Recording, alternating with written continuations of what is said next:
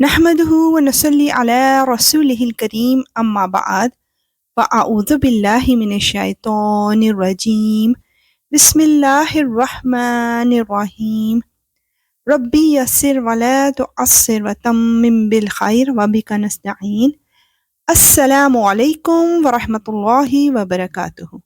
تو آئیے اللہ سبحانہ و تعالیٰ سے بات چیت کے سلسلے کی بسم اللہ کرتے ہیں۔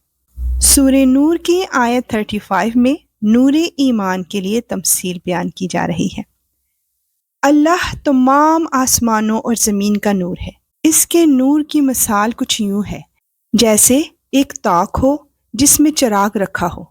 چراغ ایک شیشے میں ہو، شیشہ ایسا ہو جیسے ایک ستارہ موتی کی طرح چمکتا ہوا۔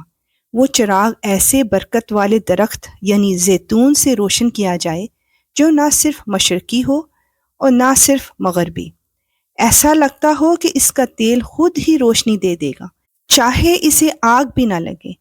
نور بالائے نور، اللہ اپنے نور تک جسے چاہتا ہے پہنچا دیتا ہے، اور اللہ لوگوں کے فائدے کے لیے تمثیلیں بیان کرتا ہے، اور اللہ ہر چیز کو خوب جاننے والا ہے۔ سبحان اللہ، الحمدللہ۔ آیت 36 to 38 میں نور ایمان کے ثمرات کے متعلق جانیں گے۔ جن گھروں کے بارے میں اللہ نے یہ حکم دیا ہے کہ ان کو بلند مقام دیا جائے اور ان میں اس کا نام لے کر ذکر کیا جائے، ان میں صبح و شام وہ لوگ تسبیح کرتے ہیں جنہیں کوئی تجارت یا کوئی خرید و فروخت نہ اللہ کی یاد سے غافل کرتی ہے، نہ نماز قائم کرنے سے اور نہ زکوٰۃ دینے سے۔ وہ اس دن سے ڈرتے رہتے ہیں جس میں دل اور نگاہیں الٹ پلٹ کر رہ جائیں گی۔ نتیجہ یہ کہ اللہ ان لوگوں کو ان کے اعمال کا بہترین بدلہ دے گا اور اپنے فضل سے مزید کچھ اور بھی دے گا، اور اللہ جس کو چاہتا ہے بے حساب دیتا ہے، بے شک یا رب العالمین، سبحان اللہ۔ اور اب 39 میں بے روح اعمال کے لیے تمثیل بیان کی جا رہی ہے۔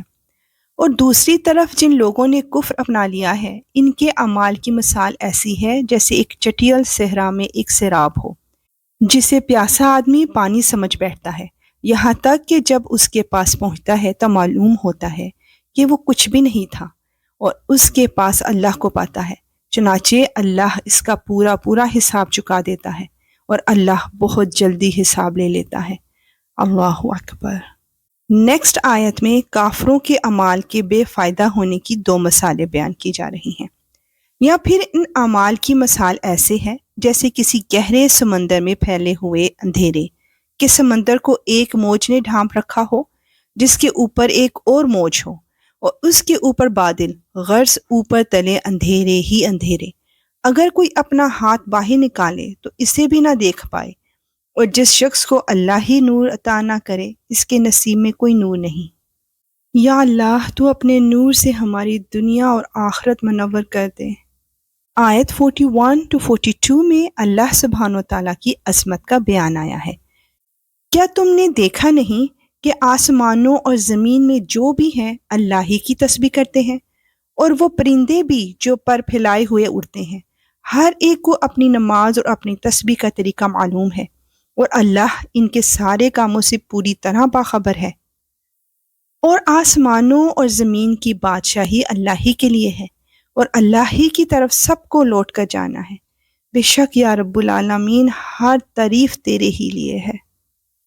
آیت 43 to 46 میں اللہ سبحانہ و تعالیٰ کی قدرت کو بیان کیا جا رہا ہے۔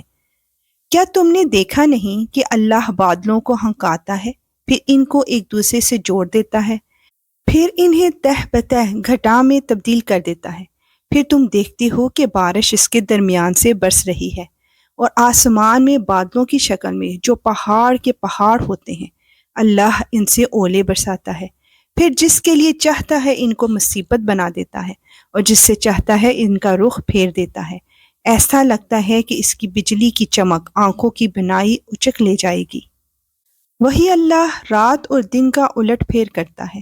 یقیناً ان سب باتوں میں ان لوگوں کے لیے نصیحت کا سامان ہے جن کے پاس دیکھنے والی آنکھیں ہیں۔ اور اللہ نے زمین پر چلنے والے ہر جاندار کو پانی سے پیدا کیا ہے، پھر ان میں سے کچھ وہ ہیں جو اپنے پیٹ کے بل چلتے ہیں، کچھ وہ ہیں جو 2 پاؤں پر چلتے ہیں اور کچھ وہ ہیں جو 4 پاؤں پر چلتے ہیں۔ اللہ جو چاہتا ہے پیدا کرتا ہے، یقیناً اللہ ہر بات پر قدرت رکھتا ہے۔ بے شک ہم نے وہ آیتیں نازل کی ہیں جو حقیقت کو کھول کھول کر بیان کرنے والی ہیں، اور اللہ جس کو چاہتا ہے سیدھے راستے تک پہنچا دیتا ہے۔ سبحان اللہ۔ یا رب العالمین، تو ہمیں اور ہمارے آنے والی نسلوں کو ان راستوں پر چلانا جن پر چلنے والوں کو تو نے انعامات سے نوازا، نہ کہ ان راستوں پر جن پر چلنے والوں پر تیرا غضب نازل ہوا۔ آمین۔ انشاءاللہ ملیں گے نیکسٹ آیات کے ساتھ۔ اب اجازت، وآخر دعوانا ان الحمد للہ رب العالمین۔ سبحانک اللہم وبحمدک، اشہد ان لا الہ الا انت، استغفرک واتوب الیک۔ السلام علیکم ورحمۃ اللہ وبرکاتہ۔